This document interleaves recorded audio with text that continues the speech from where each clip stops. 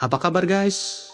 Hari ini gue mau ngobrol serius sama kalian tentang sesuatu yang krusial banget dalam hidup kita sebagai laki-laki. Tentang kenapa kita harus kaya dan kenapa ini bukan cuma pilihan, tapi keharusan. Coba deh lo pikir, sebagai cowok, apa sih yang jadi tanggung jawab terbesar kita? Yap, menjadi tulang punggung. Dan buat jadi tulang punggung yang bener, lo butuh power finansial yang kuat.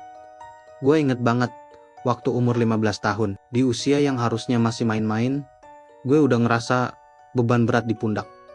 Gimana caranya supaya keluarga gue bisa hidup lebih baik? Gimana caranya supaya ibu gue nggak perlu khawatir soal uang lagi?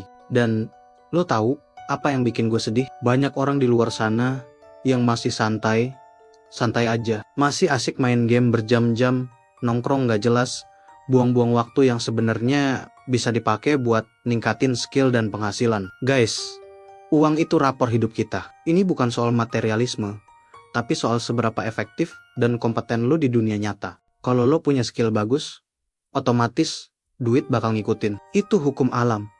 Jangan tertipu sama omongan uang. Bukan segalanya. Ya, emang bukan segalanya, tapi coba hidup sehari tanpa uang deh.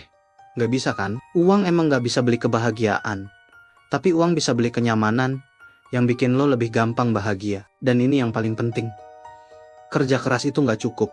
Lo harus kerja pinter. Gue dulu jualan sedotan stainless steel.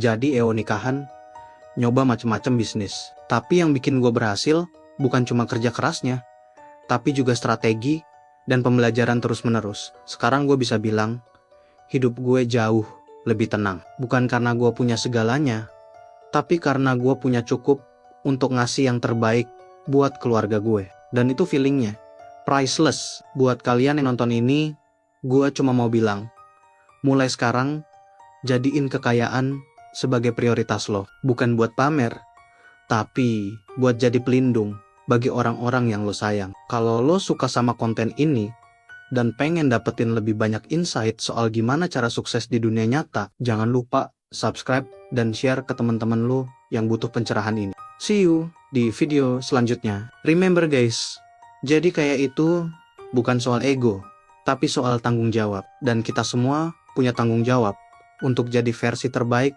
dari diri kita sendiri.